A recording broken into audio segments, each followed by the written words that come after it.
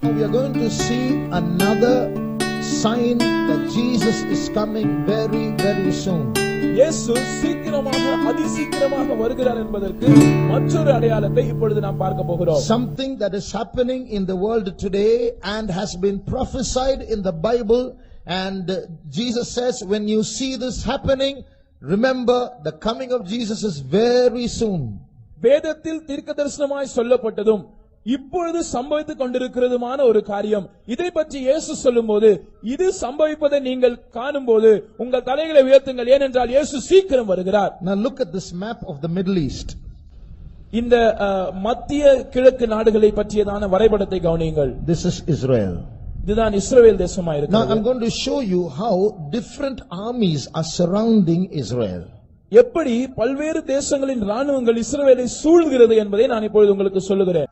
We are going to see that the third world war is going to break out in a short while. இன்னும் கொஞ்ச நாட்களில் மூன்றாவது உலக மகா யுத்தம் ஆரம்பிக்க போகிறதை நாம் பார்க்க போகிறோம். The Bible prophesies about that. வேதம் இதை தீர்க்கதரிசனமாக சொல்லுகிறது. Just before that or just after that, Jesus will come. இதற்கு சற்று முன்பாக அல்லது இதற்கு சற்று பின்பாக இயேசு வந்து விடுவார். So around the time of the third world war, Jesus will come. மூன்றாவது உலக மகா யுத்தம் நடக்கும்போது அந்த காலகட்டத்தில் இயேசு வந்து விடுவார். Then some clever people will say, oh, is that right? Then I'll wait till the third world war. When that starts, I'll get ready to go when Jesus comes. இப்பொழுது சில அதிபுத்திசாலிகள் இப்படி சொல்லுவார்கள், அப்படியா, நல்ல விஷயம் தானே, மூன்றாவது உலக மகா யுத்தம் வருகிற வரைக்கும் நான் காத்திருப்பேன், அந்த யுத்தம் ஆரம்பிக்கும் போது இயேசு வரும்போது போவதற்கு நான் என்னை ஆயத்தப்படுத்திக் கொள்வேன். Till then I will enjoy. அதுவரைக்கும் நான் என்னுடைய வாழ்க்கையை அனுபவிக்கிறேன். And when the third world war is going to break, I'll get ready. மூன்றாவது உலக மகா யுத்தம் ஆரம்பிக்கிற அந்த காலகட்டத்தில் நான் என்னை ஆயத்தப்படுத்திக் கொள்வேன். What is getting ready? Putting on your clothes and combing your hair and having a bath, is it? ஆயத்தப்படுத்துவது என்றால் என்ன என்று நீங்கள் நினைக்கிறீர்கள்? உங்களுடைய வஸ்திரங்களை கழற்றி வைத்துவிட்டு போய் குளித்துவிட்டு புதிய வஸ்திரங்களை மாற்றுவதுதான் ஆயத்தப்படுத்துதலா? Getting ready means growing in your character. You can't do that in 5 days. ஆயத்தப்படுத்துதல் என்று சொல்லும்போது அது நம்முடைய சுபாவத்தின் வளர்ச்சியை காண்பிக்கிறது. அது 5 நாட்களில் நடைபெறுகிற காரியம் அல்ல. It's not getting your body ready, it's getting your soul ready. இது நம்முடைய சரீரத்தை ஆயத்தப்படுத்துவது அல்ல, நம்முடைய ஆத்துமாக்களை ஆயத்தப்படுத்துவது. So we have just enough time to prepare ourselves. You can't wait for the last moment, you'll be left behind. நாம் கடைசி க்ஷண பொழுதுக்காக காத்திருக்க முடியாது. அப்படி என்றால் நாம் கைவிடப்பட்டு போவோம். இப்பொழுது நமக்கு இருக்கிற சமயம் நம்மை ஆயத்தப்படுத்துவதற்கு மாத்திரம் போதுமானதா இருக்கிறது. Now we're going to see quickly how the third world war, the world events are slowly going to move towards a third world war. இப்பொழுது உலகத்தில் நடைபெறுகிற சம்பவங்கள் எவ்வாறு மூன்றாவது உலக மகா யுத்தத்துக்கு வழிவகுக்க போகிறது, எவ்வாறு அந்த திசையில் போக போகிறது என்பதை நான் உங்களுக்கு சொல்லுகிறேன். This third world war is going to break out because of 3 reasons. இந்த மூன்றாவது உலக மகா யுத்தம் 3 காரணங்களினால் ஆரம்பிக்கும். 1. முதல் காரணம், in Jerusalem, the location where the temple of the Jews was built, there is a mosque now. யூதர்களின் தேவாலயம் கட்டப்பட்டதான அந்த இடத்திலே, எருசலேம் பட்டணத்திலே, அந்த இடத்திலே இன்றைக்கு ஒரு மசூதி இருக்கிறது. And therefore, because of that controversy, the Jews are not able to rebuild their temple. இப்படிப்பட்ட ஒரு சர்ச்சை அங்கே இருக்கிறபடியினால் யூதர்களால் தங்கள் தேவாலயத்தை கட்ட முடியவில்லை. And this is a big issue today. இன்றைக்கு இது ஒரு பெரிய பிரச்சனையாக வெடித்துக் கொண்டிருக்கிறது. So maybe if the Israelites take some wrong decision, immediately war will break out. ஒருவேளை இந்த திசையில் இஸ்ரவேலர்கள் ஏதாவது தவறான முடிவை எடுத்தால் உடனடியாக மூன்றாவது உலக மகா யுத்தம் ஆரம்பிக்கும். Secondly, இரண்டாவதாக, Syria is going to be a cause for the world war.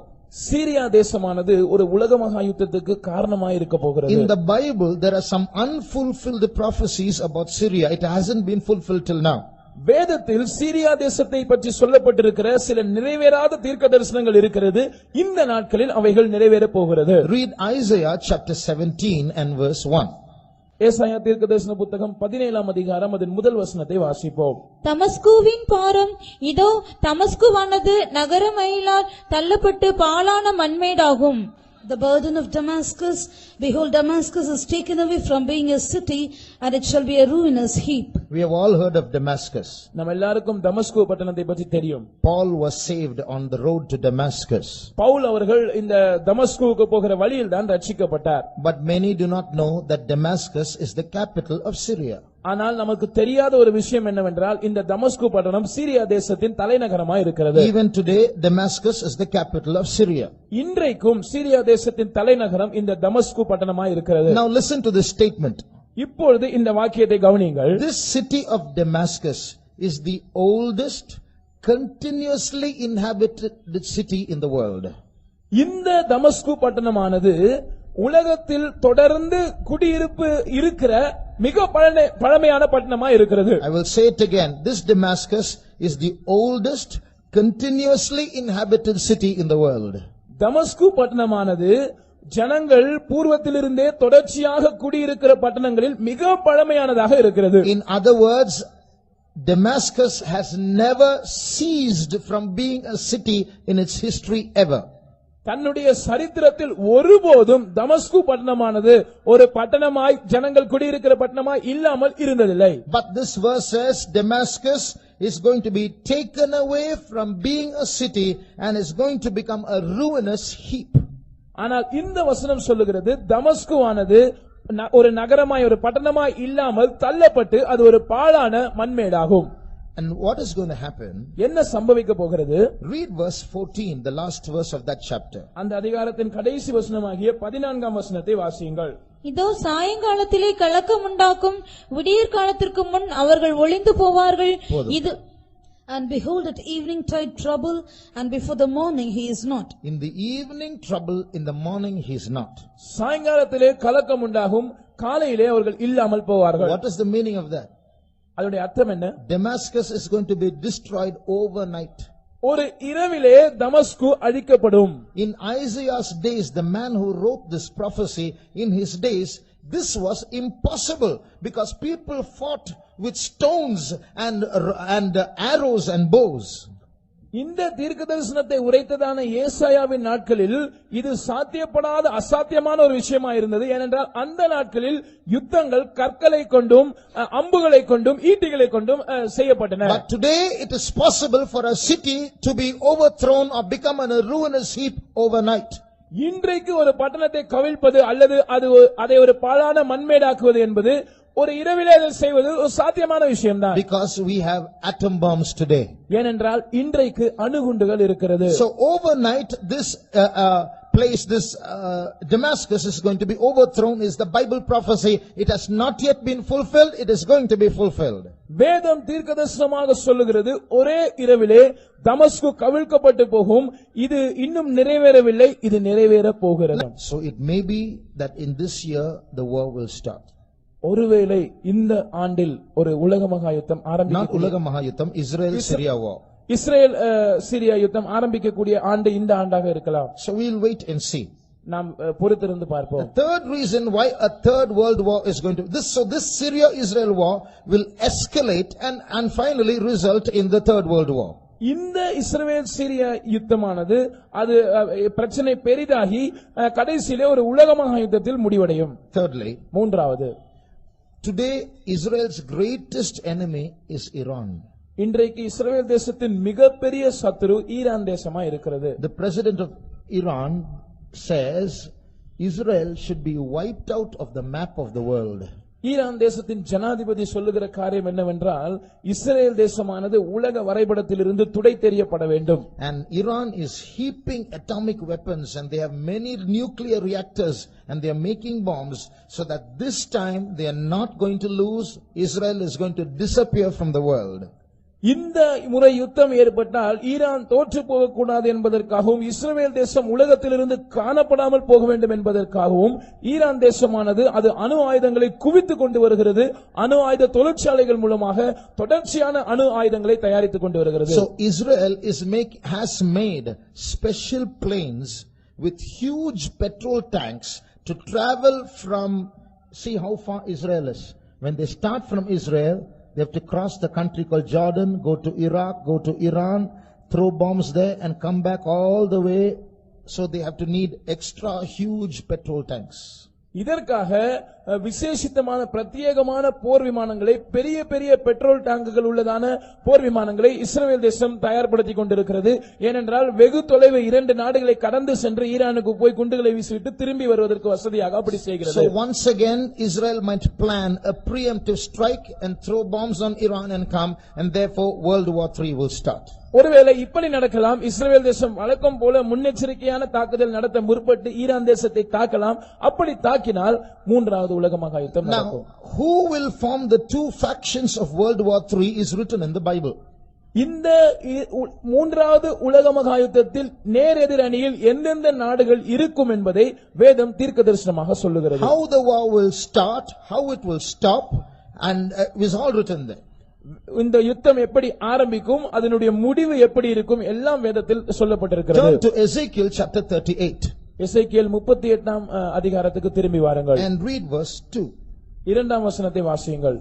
மனுபுத்திரனே, மேசேக் தூபால் ஜாதிகளின் தலைமையான அதிபதியாகிய மாகோகு தேசத்தானான கோகுக்கு எதிராக நீ உன் முகத்தை திருப்பி அவனுக்கு விரோதமாக தீர்க்கதரிசனம் உரைத்து, Son of man, set thy face against Gog, the land of Magog, the chief prince of Meshech and Tubal, and prophesy against him. See, here are some very strange names. இங்கே சில வினோதமான பெயர்களை நாம் பார்க்கிறோம். What these names are, we have to find out. இந்த பெயர்கள் என்ன என்பதை நாம் கண்டுபிடிக்க வேண்டும். Look at these 3 names: Magog, Meshech, Tubal. இந்த 3 பெயர்களை நீங்கள் பாருங்கள்: மாகோக், மேசேக், தூபால்.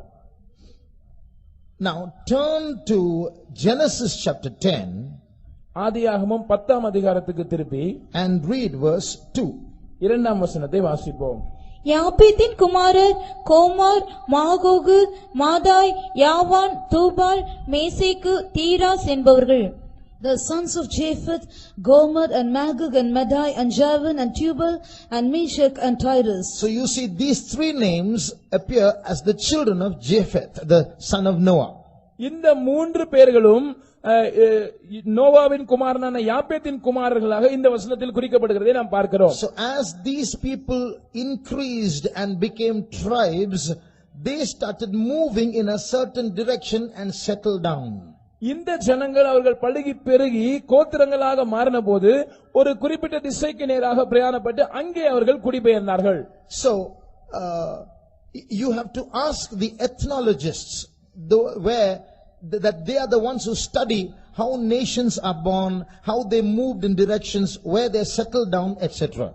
இப்படி இனங்களை பற்றி, தேசங்களை பற்றி, அவைகளின் துவக்கம் எப்படி இருந்தது, அவைகள் பூர்வத்தில் எங்கே இருந்தார்கள், எங்கே குடிபெயர்ந்தார்கள் என்பதெல்லாம் ஆராய்ச்சி செய்கிறவர்களிடத்திலே நீங்கள் இதை பற்றி கேட்பீர்கள் என்றால், they say that these sons of Japheth, that is Meshech, Tubal, Magog, all moved to and settled down in that place which today is called Russia.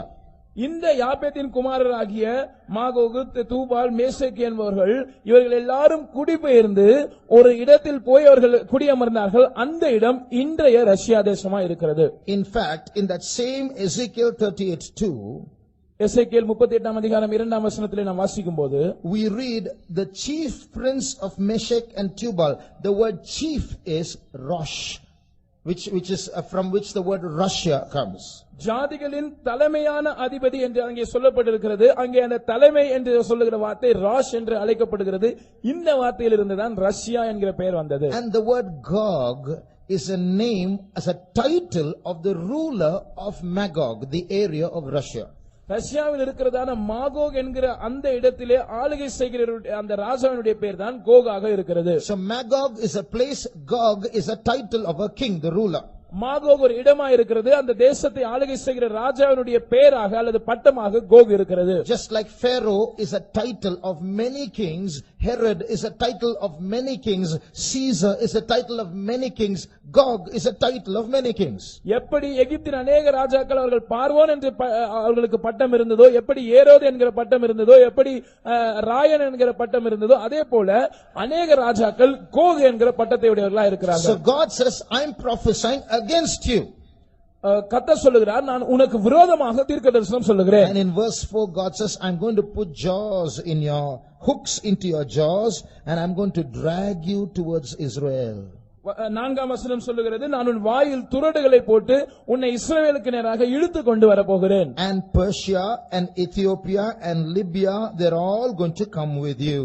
உன்னோடு கூட பெர்சியரும் எத்தியோப்பியரும் லீபியரும் வருவார்கள். So which means with Russia, many other countries of today which are called by ancient names in the Bible are going to join with Russia and go towards Israel.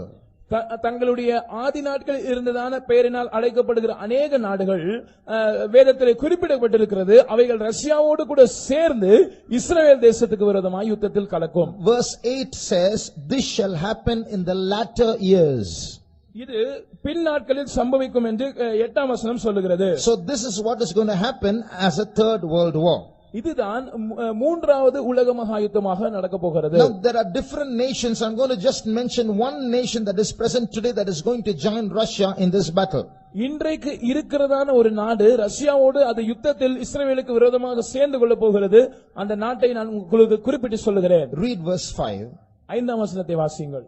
அவர்களோட கூட பெர்சியரும் எத்தியோப்பியரும் Persia. So Persia is one country that is going to join with Russia and go to the battle against Israel.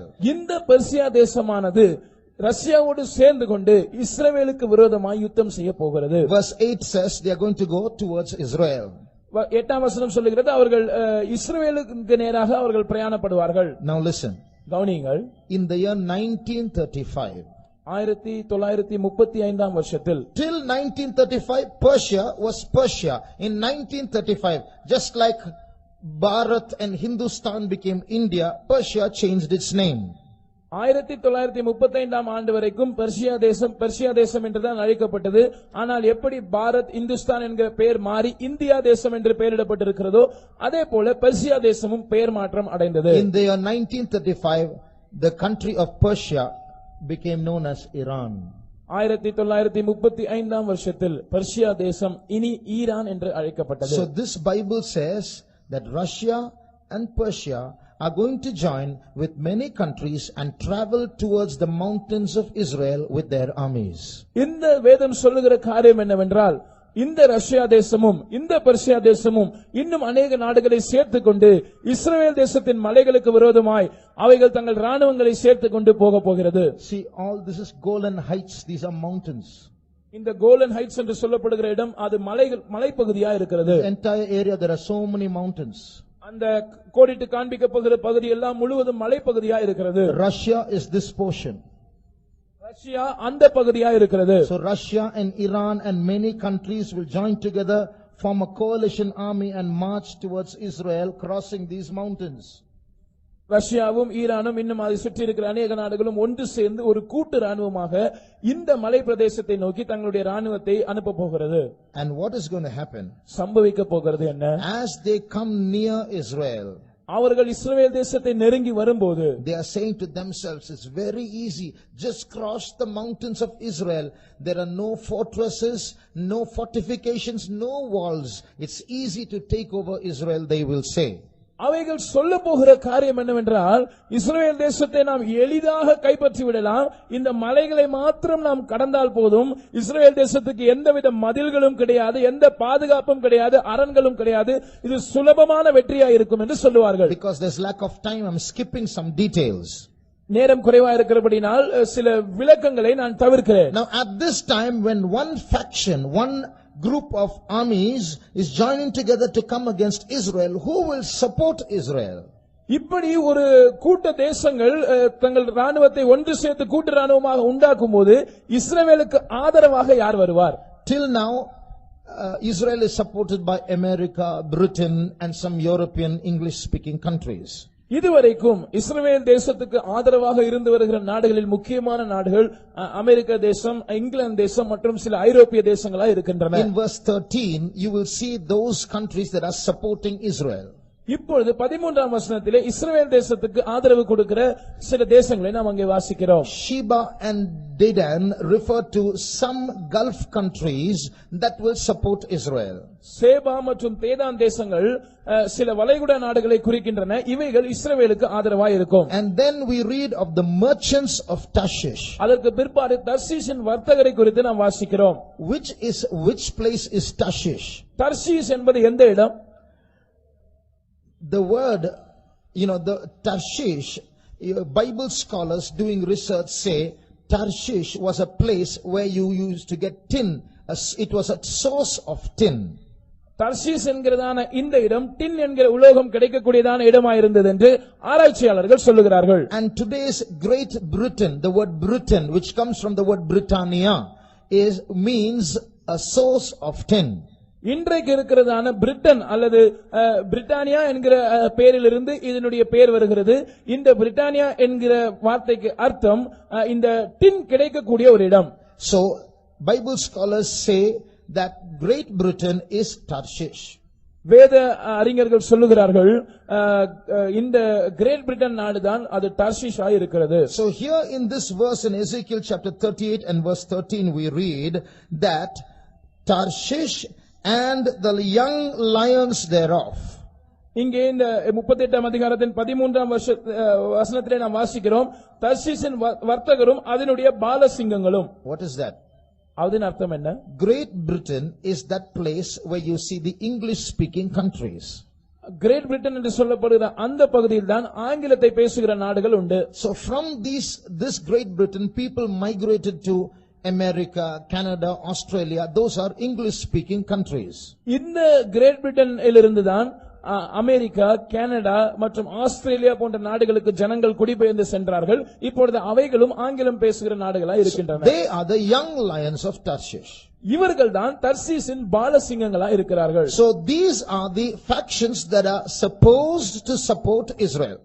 இவைகள் தான் இஸ்ரவேல் தேசத்துக்கு ஆதரவு கொடுக்க வேண்டியவைகளாய் இருக்கிறதான கூட்டங்கள். But very sad. ஆனால் துக்கமான விஷயம், when Russia and Iran and those countries are taking their armies towards Israel. ரஷ்யாவும் ஈரானும் அதனுடைய கூட்டு நாடுகளும் தங்களுடைய ராணுவத்தை இஸ்ரவேல் தேசத்தை நோக்கி செலுத்தும்போது America and Britain will not take their armies to support Israel because they know it's going to be a terrible loss if we go and lend our hand to support Israel. அமெரிக்காவும் great Britain நாடும் ஒருபோதும் தங்களுடைய ராணுவத்தை இஸ்ரவேலுக்கு உதவியாக அனுப்பாது. ஏனென்றால் அவர்களுக்கு நன்றாக தெரியும் நாம் இஸ்ரவேல் தேசத்துக்கு உதவிக்கரம் நீட்டினால் அது மிக பயங்கரமான ஒரு சேதத்தை விளைவிக்கும். So they will only offer verbal support, verbal resistance, not literal resistance. எனவே அவர்கள் எழுத்தின்படியாய் இந்த கூட்டு நாடுகளை எதிர்க்க மாட்டார்கள், வாய்மொழியில் தங்களுடைய எதிர்ப்பை தெரிவிப்பார்கள், அவ்வளவுதான். Read verse 13. 13ஆம் வசனத்தை வாசியுங்கள். சேபா தேசத்தாரும் தேதான் தேசத்தாரும் தர்ஷீஷின் வர்த்தகரும் அதனுடைய பாலசிங்கங்களான அனைவரும் உன்னை நோக்கி நீ கொள்ளையிட அல்லவோ வருகிறாய் என்றும் நீ சூறையாடி வெள்ளியையும் பொன்னையும் ஆஸ்தியையும் எடுத்துக் கொள்ளுகிறதற்கும் ஆடுகளையும் மாடுகளையும் பிடிக்கிறதற்கும் மிகவும் கொள்ளையிடுகிறதற்கும் அல்லவோ உன்னுடைய கூட்டத்தை கூட்டினாய் என்றும் சொல்லுவார்கள். Sheba and Dedan and the merchants of Tarshish with all the young lions thereof shall say unto thee, art thou come to take a spoil? Hast thou gathered thy company to take a prey, to carry away silver and gold, to take away cattle and goods, to take a great spoil? So their resistance is only going to be in words. Their leaders will say, no, you should not do that. We oppose it and we resist it. But they will do nothing about it. இந்த நாடுகளின் தலைவர்கள் இவர்கள் தங்கள் எதிர்ப்பை வாய்மொழியில் மாத்திரமே தெரிவிப்பார்கள். நீங்கள் அப்படி எல்லாம் செய்யக்கூடாது, நாங்கள் இதற்கு கடுமையான எதிர்ப்பு தெரிவிப்போம் என்றெல்லாம் அறிக்கை வெளியிடுவார்கள், அவ்வளவுதான், வேற எதுவும் செய்ய மாட்டார்கள். So what is happening? Poor Israel is caught alone. எனவே சம்பவிக்கிற காரியம் என்னவென்றால் பாவப்பட்ட இந்த இஸ்ரவேல் தேசம் தனியாக அகப்பட்டுக் கொண்டது. Now they are going to be destroyed. இப்பொழுது அவர்கள் அழிக்கப்பட போகிறார்கள். At this time what happens? இந்த நேரத்தில் சம்பவிக்கிறது என்ன? From Russia, from Iran, they will come down and go towards Israel. ரஷ்யாவிலிருந்தும் ஈரானிலிருந்தும் அவர்கள் ஒன்று சேர்ந்து இஸ்ரவேல் தேசத்தை நோக்கி பிரயாணப்படுவார்கள். And they will climb up those mountains. இந்த மலை பிரதேசங்களில் அவர்கள் ஏறுவார்கள். And they say, now we are going to finish Israel forever. இப்பொழுது அவர்கள் சொல்லுவார்கள், இப்பொழுது ஒரேடியாக இஸ்ரவேல் தேசத்தை நாங்கள் தொலைத்து போட போகிறோம். At that time when nobody is coming to help Israel, இந்த நேரத்தில் ஒருவருமே இஸ்ரவேலின் உதவிக்கு வராமல் இருக்கும்போது, remember in the beginning we read a key verse. நாம் ஆரம்பத்தில் ஒரு மூல வசனத்தை வாசித்தோம், அதை ஞாபகம் வைத்துக் கொள்ளுங்கள். In that day I will make Jerusalem a burdensome stone to all people, though the whole earth be assembled against it, they shall be cut in pieces. அந்த நாளில் நான் எருசலேமை எல்லா ஜனங்களுக்கும் ஒரு பாரமான கல்லாக்குவேன், அவர்கள் முழு உலகமும் அதற்கு விரோதமாய் கூட்டம் கூடினாலும் அவர்கள் துண்டாடப்படுவார்கள். Now we are not supporting Israel, நாம் இஸ்ரவேல் தேசத்தை ஆதரிக்கிறதில்லை, but we are happy because it has a spiritual application in our life. நம்முடைய சந்தோஷம் என்னவென்றால் இதற்கு ஒரு ஆவிக்குரிய கருத்து இருக்கிறது. It's because we are spiritual Jerusalem, and just like the Lord defends the literal Jerusalem, He is going to defend us. இதற்கு ஒரு ஆவிக்குரிய பொருத்தம் இருக்கிறது. எப்படி எழுத்தின்படியான இஸ்ரவேலை ஆண்டவர் பாதுகாக்க போகிறாரோ, அதே போல ஆவிக்குரிய இஸ்ரவேலராய் இருக்கிற நம்மையும் அவர் பாதுகாப்பார். So when the Russians and the Iranians climb up the mountains of Israel and they are going to come down and finish Israel, இந்த ரஷ்யா, ஈரான் மற்றும் அதன் கூட்டு ராணுவங்கள் இந்த இஸ்ரவேலின் மலைகளில் ஏறி அந்த பக்கமாக இறங்கி இஸ்ரவேலை அழிக்க முற்படும் போது 3 things will happen. 3 காரியங்கள் சம்பவிக்கும். In verse 19, 19ஆம் வசனத்தில் it says, there shall be a great shaking in the land of Israel. அந்நாளிலே இஸ்ரவேல் தேசத்திலே ஒரு பெரிய அதிர்ச்சி உண்டாகும் என்று வாசிக்கிறோம். And the next verse says, the mountains shall be thrown down. An earthquake is going to take place and the mountains are going to be thrown down. பர்வதங்கள் இடியும் என்று நாம் வாசிக்கிறோம். அதனுடைய அர்த்தம் என்னவென்றால் ஒரு பூமி அதிர்ச்சி சம்பவிக்க போகிறது, அந்த பர்வதங்கள் இடிந்து போகும். So when these armies who are hating Israel are climbing up the mountains of Israel and they are on top, only a little more and we are going to win over Israel, the mountains start shaking. இந்த கூட்டு ராணுவங்கள் இஸ்ரவேல் தேசத்துக்கு விரோதமாய் வந்து அவர்களுடைய மலைகளில் ஏறி அதன் மேல் நின்று கொண்டு இன்னும் கொஞ்ச தூரம் தான் வெற்றி பக்கத்தில் இருக்கிறது, நாங்கள் இஸ்ரவேலை கைப்பற்ற போகிறோம் என்று சொல்லும் போது ஒரு பூமி அதிர்ச்சி உண்டாகி அந்த மலைகள் இடிய ஆரம்பிக்கும். That's the first thing that will happen. முதலாவது சம்பவிக்கிற காரியம் அதுதான். Second thing that is going to happen, இரண்டாவதாக சம்பவிக்க போகிற காரியம், Ezekiel chapter 38 verse 21 says, every man's sword shall be against his brother. எசேக்கியேல் 38ஆம் அதிகாரத்தின் 21ஆம் வசனம் சொல்லுகிறது, அவனவன் பட்டயம் அவனவன் சகோதரனுக்கு விரோதமாய் இருக்கும். Remember, this army is a group of many nations coming together. What will happen? God is going to confound that army and they will start fighting with each other. There's going to be internal warfare. ஞாபகம் வைத்துக் கொள்ளுங்கள், இந்த கூட்டு ராணுவமானது அநேக தேசங்களை சேர்ந்த ராணுவங்களின் ஒரு தொகுப்பா இருக்கிறபடினாலே ஆண்டவர் இவர்களுக்குள் ஒரு குழப்பத்தை அனுப்புவார். எனவே இவர்கள் ஒருவரோடு ஒருவர் சண்டையிட ஆரம்பிப்பார்கள். That's the second thing that will happen. சம்பவிக்க போகிற இரண்டாவது காரியம் இதுதான். Thirdly, மூன்றாவது, there's going to be a rain. ஒரு மழை பெய்ய போகிறது. Not a rain of water. அது தண்ணீர் மழை அல்ல. It's a rain of hailstones, fire and brimstone in verse 22. 22ஆம் வசனத்தில் நாம் வாசிக்கிறபடி அது ஒரு பெருங்கல்மழையும் அக்கினி மழையும் கந்தக மழையுமாய் இருக்கும். So by these 3 supernatural events, a great destruction is going to come upon not Israel but the enemies of Israel. இயற்கைக்கு அப்பாற்பட்ட இந்த 3 நிகழ்வுகளினால் இஸ்ரவேலுக்கு அல்ல, இஸ்ரவேலின் சத்துருக்களுக்கு ஒரு பேரழிவு உண்டாகும். As a result of these 3 supernatural events, what is going to happen? இந்த 3 இயற்கைக்கு அப்பாற்பட்ட சம்பவங்களினால் சம்பவிக்க போகிறது என்ன? When we come to the next chapter, Ezekiel 39, எசேக்கியேல் 39ஆம் அதிகாரத்துக்கு நாம் வரும்போது, again the prophecy says, prophesy against Gog and Meshech and Tubal. மறுபடியும் தீர்க்கதரிசனம் சொல்லுகிறது, நீ கோகுக்கு விரோதமாக மேசேக் தூபால் என்பவர்களுக்கு விரோதமாக தீர்க்கதரிசனம் சொல்லு. Read verse 2. 2ஆம் வசனத்தை வாசிப்போம். நான் உன்னை திருப்பி உன்னை 6 துறடுகளால் இழுத்து உன்னை வடபுறங்களிலிருந்து எழும்பவும் இஸ்ரவேல் மலைகளில் வரவும் பண்ணி. Read verse 3 and 4 also. உன் வில்லை உன் இடது கையிலிருந்து தட்டிவிட்டு உன் அம்புகளை உன் வலது கையிலிருந்து விழப்பண்ணுவேன். நீயும் உன் எல்லா ராணுவங்களும் உன்னோடு இருக்கிற ஜனங்களும் இஸ்ரவேல் மலைகளில் விழுவீர்கள். உராஞ்சுகிற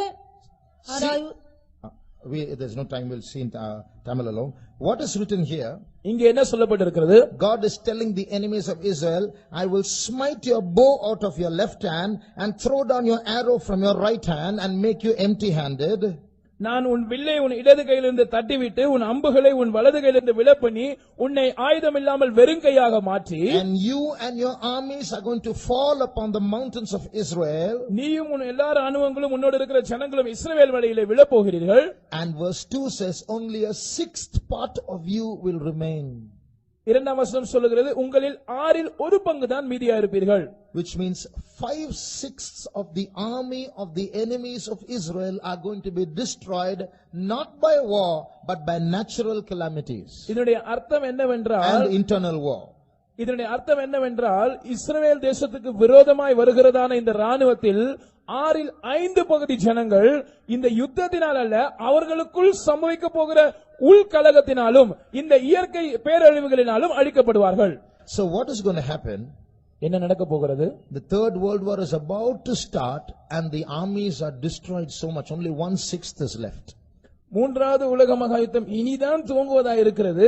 ஆனால் அதற்குள்ளாக ஒரு ராணுவத்தின் பெரும் பகுதி 5 பகுதி அழிக்கப்பட்டது, ஒரு சின்ன பகுதி தான் மீந்திருக்கிறது. So when this 1/6 itself is a big number, they are going to decide whether to fight against Israel or not.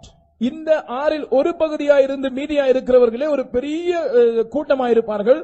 அவர்கள் ஒன்று சேர்ந்து இஸ்ரவேலுக்கு விரோதமாக யுத்தம் பண்ணுவதா வேண்டாமா என்று முடிவு செய்வார்கள். At that time, அந்த நேரத்தில் from the European Union, ஐரோப்பிய யூனியனில் இருந்து, as I told you yesterday, a little horn will come up. நான் நேற்றைக்கு சொன்னது போல ஒரு சின்ன கொம்பு முளைத்தெழும்பும். He is going to be the leader of the European Union. He will come and he will command peace between these two factions and he will bring about a beautiful solution and how to create peace. அவன் ஐரோப்பிய ஐக்கிய நாடுகளின் தலைவனாயிருப்பான். அவன் இந்த ஐரோப்பிய ஐக்கிய நாடுகளின் மத்தியிலிருந்து முளைத்தெழும்பி இந்த பிரச்சனைக்கு சுமூகமாக தீர்வு காண்பது எப்படி என்று சொல்லி ஒரு சமாதான உடன்படிக்கையை முன்வைப்பான். அது மிகவும் ஆச்சரியப்படக்கூடியதா இருக்கும். So in the Temple Mount area where there is a friction about the mosque and about Solomon's temple being rebuilt, he will give a peaceful solution. இந்த தேவாலயம் இருக்கிற அந்த மலைப்பகுதியிலே இப்பொழுது சாலமோனின் ஆலயம் திரும்பவும் கட்டப்படுவதா என்ற ஒரு சர்ச்சை இருக்கிற அந்த இடத்திலே, இப்பொழுது மசூதி இருக்கிற அந்த இடத்திலே 2 கூட்டத்தாருக்கும் இடையே அவன் ஒரு சமரச உடன்படிக்கையை முன்வைப்பான். Everybody will be happy. எல்லாரும் அப்பொழுது மிகவும் திருப்தியாய் சந்தோஷமா இருப்பார்கள். Because this man has commanded a solution and stopped a great world war which could have destroyed crores and crores of people. ஏனென்றால் இந்த மனிதன் அவன் ஒரு மிக சிறந்த சமாதான உடன்படிக்கையை முன்வைத்ததன் மூலமாக ஒரு பெரிய உலக போரை தவிர்த்து விட்டான், எத்தனையோ கோடிக்கணக்கான ஜனங்களை காப்பாற்றி விட்டான், சமாதானத்தை உண்டு பண்ணிவிட்டான் என்று சொல்லுவார்கள். And that's how this man comes to power. Everybody will elect him as the world leader. இப்படித்தான் இந்த நபர் அவன் அதிகாரத்துக்கு வருவான். எல்லாரும் ஒன்று சேர்ந்து அவனை ஒரு உலக தலைவனாக தேர்ந்தெடுப்பார்கள். About this time that Jesus will come. இந்த காலகட்டத்தில் தான் இயேசு வருவார். Just before or just after? இதற்கு சற்று முன்பாக அல்லது உடனடியாக இதற்கு பின்பாக? As I told you a little while ago, you can't wait till then and say I'll enjoy life and then get ready. There's no time for that. நான் உங்களுக்கு ஏற்கனவே சொன்னது போல நான் அதுவரைக்கும் சற்று வாழ்க்கையை அனுபவித்துக் கொள்ளுகிறேன், சற்று சந்தோஷமா இருந்து கொள்ளுகிறேன், அதுக்கு பிற்பாடு நான் ஆயத்தமாகிக் கொள்வேன் என்று சொல்வதற்கு உங்களுக்கு நேரம் இல்லை. So you have heard so much. Remember how quickly Jesus is going to come. நீங்கள் இவ்வளவு அதிகமான காரியங்களை கேட்டிருக்கிறீர்கள். நினைவில் வைத்துக் கொள்ளுங்கள், இயேசு எவ்வளவு சீக்கிரமாய் வரப்போகிறார்.